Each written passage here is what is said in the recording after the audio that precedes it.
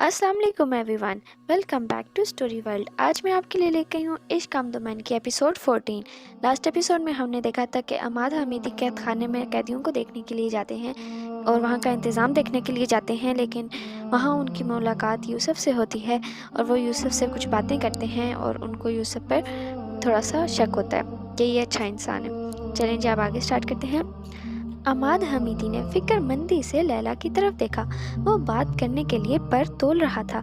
लैला, मुझे खौफ है कि मेरी बात तुम्हें दिल गिरफ्ता कर सकती है, लेकिन अब ये मामला तुम्हारे ज़ेरे बहस लाए बगैर मैं नहीं रह सकता। मुझे मुसलसल शिकायतें मौसूल हो रही हैं। तुम्हारे बाबा के आदमियों ने गांव की एक सराय में बहुत तोड़ फोड़ की है। अकरमा ने एक गरीब नानबाई को शहर छोड़ने पर मजबूर कर दिया है। अकरमा ने इसका घर भी अपने कब्जे में ले लिया है। एक आम शहरी को बुरी तरह से ज़ोदोकोब किया है। मैंने उसके ज़ख्म देखे हैं। मैं जानता हूँ कि उन्होंने अपने वफादार फैला रखे हैं जो मुझे भी उनके ख़िलाफ़ कुछ करने नहीं देते, लेकिन ऐसा आखिर कब तक चलेगा? अब ये इतलात भी मिलने लगी हैं कि वो अल्तमुश की सरपरस्ती कर रहे हैं। तुम्हारे बाबा के तजारती काफ़िलों में लड़कियाँ छुपा कर लाई और ले जाई जाती हैं। क्या हमारी इज़्ज़तें अल्तमुश के हाथों कहबा खाने की ज़ीनत बनेंगी? आप अल्तमुश को पकड़ें, बाबा के दुश्मन उनके खिलाफ बातें फैलाते रहते हैं। उसने नाराज़ होकर कहा, अल्तमुश सिर्फ एक इंसान नहीं है, वो एक गिरोह है लैला। वो अब तक पकड़ा जा चुका होता अगर तुम्हारे बाबा जैसे लोग उसकी सरपरस्त ना होते। आपके ओहदेदार ईमानदार नहीं हैं, आप उन पर सख्ती करें। वो दौलत की लालच में क्यों आते हैं? तुम अपने बाबा से बात करो। मैंने उनसे बात करने की कोशिश की थी, लेकिन वो भड़क उठे थे। वो मुझे बुरा भला कहने लगे थे, इसीलिए हमारे ताल्लुकात कशीदा हो चुके हैं। इससे पहले कि वो तुमसे कुछ कहते, मैंने तुम्हें सब बता देना मुनासिब समझा। मुझे तकलीफ़ देकर आपको खुशी हो रही है? बाबा के बारे में ऐसे बात करेंगे अब आप? लैला बुरा मान चुकी थी। लैला, क्या तुम्हारी सारी ज़िंदगी कम ख्वाब और रेशम के लिबादों में सजने संवरने में गुजरी है? तुमने कभी ये नहीं सोचा कि तुम्हारे बाबा के पास इतनी दौलत कैसे आई? वो किस किस चीज़ की तजारत करते हैं? तुमने कभी इनकी शख्सियत के हकीकत को जानने की कोशिश नहीं की? लैला अमाद का मुंह देखने लगी। क्या है मेरे बाबा की हकीकत? तुम्हारे बाबा एक अच्छे इंसान नहीं हैं। अपने फ़ायदे के लिए वो किसी का भी नुकसान कर सकते हैं। अमाद हमीदी ने पूरी कोशिश की कि वो ऐसे अल्फाज इस्तेमाल करे जो लैला को बहुत ज़्यादा तकलीफ़ ना दें। बाबा अल्तमुश की सरपरस्ती कर रहे हैं, क्या आप जानती हैं? वो अगले ही दिन घर आई और माँ से मिली। माँ ने हैरत से लैला को देखा। क्या तुम बिल्कुल ही पागल हो गई हो लैला? कैसी बातें कर रही हो? किसने कहा तुमसे ये? करमा को अंदाज़ा था कि ये सब उसे किसने बताया होगा। सारा शहर कह रहा है। लैला ने जल्दी से बात बनाई। सारा शहर या तुम्हारा शोहर? अमाद हमीदी से कहो कि अगर वो बाबा के रुतबे और दौलत से खाइफ है, ऐसे ओछे हथकंडों से भी वो ये सब हासिल भी नहीं कर सकता। सारा शहर हमें ये बता रहा है कि तुम्हारा शोहर हमसे हसद करता है, बाबा के खिलाफ बातें फैला रहा है। अगर उसे दौलत चाहिए, बागात या गुलाम, तो सीधी तरह से बात करें। बाबा की गलती थी जो उन्होंने अपनी बेटी का हाथ अमाद हमीदी को दे दिया, उससे अपने बराबर ले आए। अमाद हमीदी को जानता ही कौन था इस शहर में? क्या है अमाद हमीदी के पास? लैला ने हैरत से अकरमा को देखा। तुम उनके लिए कैसे बात कर रहे हो? तुम बाबा के बारे में कैसे सवाल कर रही हो? अमाद हमीदी बाबा के खिलाफ क्या कुछ कह रहा है? वो बाबा के तजारती काफिलों को सरहदों पर रोक लेता है। वो बाबा का नुकसान कर रहा है। अगर उसके पास कुछ अख्तियारात हैं तो वो इनका नाजायज़ इस्तेमाल कर रहा है। अमाद हमीदी के आदमी अजनास में अपना माल छुपाकर बाबा पर इल्ज़ाम लगाते हैं कि वो गैर कानूनी तजारत कर रहे हैं। लैला बुरी तरह से उलझ गई थी। माँ को अलग परेशान कर दिया था। घर आई तो उसने अमाद से साफ कह दिया, अगर आपको उनकी दौलत चाहिए तो मुझसे कहें, मैं ला कर दूंगी, लेकिन उनके खिलाफ ऐसी बातें फैलाना बंद करें। आप दामाद हैं उनके, उन्हें इज्जत नहीं दे सकते तो उन्हें बदनाम भी ना करें। अगर अल्तमुश पकड़ा नहीं जा रहा तो अपने ओहदेदारों को बर्खास्त कर दें। बाबा पर इसकी सरपरस्ती का इल्ज़ाम लगाकर अपनी जान न छुड़ाएं। अमाद हमीदी ने सर्द नज़रों से लैला को देखा कि उसकी बीवी किस कदर बेवकूफ़ और कम अकल है। वो न जाने किस नींद का शिकार है कि अपनी गफलत की खबर ही नहीं रखती।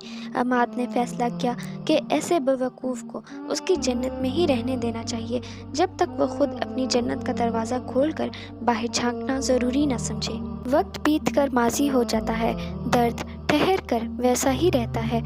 بابا شوفی نے ایک دن اسے اپنے پاس بٹھا لیا اور اسے بڑے پیار سے سمجھانا شروع کیا۔ انہوں نے صاف تو کچھ نہیں کہا، لیکن ان کا مطلب یہی تھا کہ اسے شادی کر لینی چاہیے۔ ماں اور جمیلہ کو وہ کتنی ہی بار انکار کر چکی تھی۔ بابا نے سوچا کہ شاید وہ اسے سمجھا سکیں۔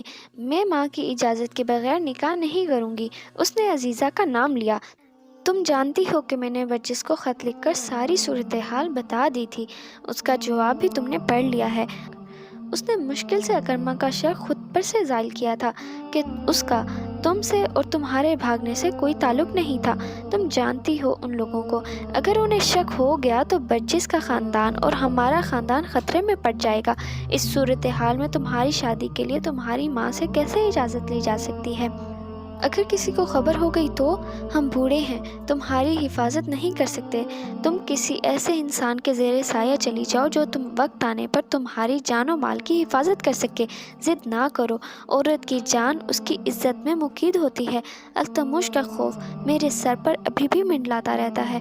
تم کب تک سرائے کے باورچی خانے میں خود کو چھپا کر رکھو گی؟ سرائے کی وہ جگہ تمہارا مقدر نہیں ہے میری بیٹی، ضد نہ کرو۔ یشفین نے لب سی لیے، وہ یہ نہیں کہہ سکی کہ اسے شادی نہیں کرنی۔ زمین کے طول و عرض پر موجود اسے کسی بھی انسان میں دلچسپی نہیں رہی۔ وہ سرائے کی آگ کے شعلوں میں اپنی زندگی گزار دے گی، تندور میں اپنا ہاتھ جھونک کر اپنی شادی کی لکیر کو ہی مٹا دے گی۔ مٹ جانے کے لیے نقش ہونا ضروری ہے، وہ نشان ہو یا مان۔ سپاہیوں، پہرے داروں، قیدیوں کی ایک چھوٹی سی فوج تھی جو سرائے میں داخل ہوئی تھی۔ انہیں وہاں ایک رات کا قیام کرنا تھا۔ جو جن صحرا کے طوفان سے نکلتے ہوں گے وہ ایسے ہی خوفناک ہوتے ہوں گے جیسے یہ قیدی ہیں۔ عمر اس کے پاس باورچی خانے میں آیا اور ان کی طرف اشارہ کر کے پوچھ رہا تھا، شاید ایسا ہی ہو عمر، اتنے ہی بدبودار اور گندے؟ بڑے پتیلے کے نیچے جھک کر عمر نے آنکھ کو برابر کرنا چاہا۔ وہ قیدی ہیں، قیدی ایسے ہی ہوتے ہیں۔ اس نے گردن میں ہاتھ ڈال کر عمر کو پکڑ کر کھڑا کیا کہ یہ تکلیف کرنے کی زحمت تمہیں نہیں کرنی۔ مجھے دکھائی دے رہا ہے کہ آگ کو کہاں کم اور کہاں برابر کرنا ہے۔ ان کے ہاتھوں پیروں سے خون رس رہا ہے، کیا انہیں اتنی زیادہ اذیت دی جاتی ہوگی؟ کھانا پکانے کے برتنوں کے قریب کھڑی ماں نے باورچی خانے کی دیوار کے سوراخوں سے دیکھتے ہوئے کہا۔ اس نے بھی سرسری نظر سے ان سب کی طرف دیکھا تھا۔ وہ کمزور اور لاغر تھے، گندے، غیر تراشیدہ بال، الجھی داڑھیاں، گرد آلود جسم۔ وہ صحرا کے طوفانوں کے بھوت تھے۔ ان کی کھالیں ان کی ہڈیوں کے ساتھ چپکی ہوئی تھیں۔ ان کی آنکھیں کھوپڑی کے پنجر میں حرکت کرتی ہوئی خوفناک لگ رہی تھیں۔ پہرے دار اور سپاہی ان سے تھوڑا ہٹ کر بیٹھے ہوئے تھے تاکہ ان کے جسم سے اٹھنے والی بو سے محفوظ رہ سکیں۔ ہاتھ سے ناک کو ڈھانپ کر عمر باہر نکلا اور سراہی سے بھر بھر کر پانی انہیں پلانے لگا۔ پھر ان کے سامنے رکامیاں رکھنی شروع کر دی گئی تھیں۔ پہرے داروں کو ان کی ہدایت کے مطابق خاص برتنوں میں کھانا دیا گیا تھا اور ان 5 قیدیوں کے سامنے ایک ایک رکابی رکھ دی گئی تھی۔ فکر نہ کرو، وہ کل صبح چلے جائیں گے، ایک رات کی ہی تو بات ہے۔ وہ تندور پر روٹی لگا رہی تھی۔ علی اور عمر وہ روٹیاں باہر لے جا رہے تھے۔ عمر ہر بار ناک منہ چڑھاتا ہوا واپس آتا تو وہ ہنس دیتی، لیکن مجھے خوف ہے کہ وہ دوبارہ یہاں لوٹ آئیں گے۔ فوج کے لیے رستے بنانے کا کام ابھی مکمل نہیں ہوا، برف باری رکتے ہی یہ پھر آ جائیں گے۔ وہ لوٹ آئیں گے تو کسی اور سرائے میں بھی رہ سکتے ہیں۔ آپ کے ہاتھ کے کھانے انہیں کسی اور سرائے میں کیسے جانے دیں گے؟ سپاہی یہی آئیں گے، میں مزیدار کھانے بنانا چھوڑ دوں گی، پھر بابا کی سرائے کیسے چلے گی؟ اس نے چھوٹا سا کہکا لگایا۔ تندور کی منڈیر پر بیٹھے بیٹھے اس نے روٹی کو رفیدے پر لگایا اور رفیدے کو ہاتھ میں پکڑ کر تندور کے دہن کی طرف بڑھایا کہ دیوار پر بنے سوراخوں میں سے ایک سوراخ سے اس کی آنکھ ٹکرا گئی اور اس نے دور دیس سے آنے والے گھوڑے کی پیٹھ سے عورت کو مخاطب کرنے والے کو دیکھ لیا، اسے جس کی آنکھیں بجھی ہوئی تھیں اور جسم میں جان نہیں بچی تھی۔ رفیدہ تندور کے دہن پر اس کا ہاتھ سینکتا رہا۔ آگ کی تپش کا احساس اس کے پورے جسم میں دوڑ گیا، اس کا پورا جسم جل گیا، اس کا دل دہکتا ہوا تندور بن گیا۔